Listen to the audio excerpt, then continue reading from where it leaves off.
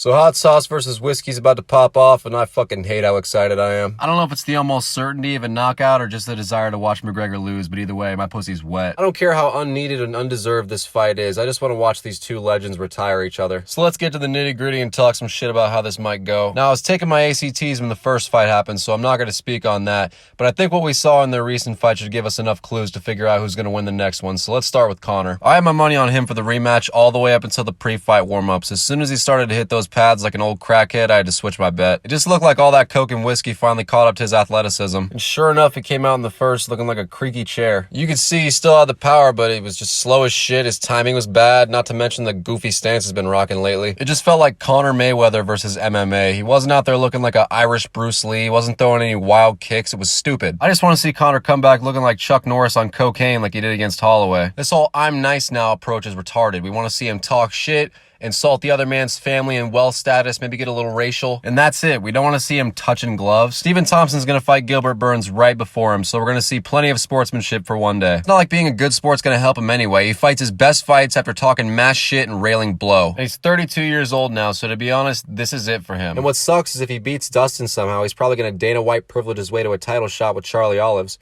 And then he's going to give Charlie's country $100 million to throw the fight, which Charlie's going to do because he's a good guy.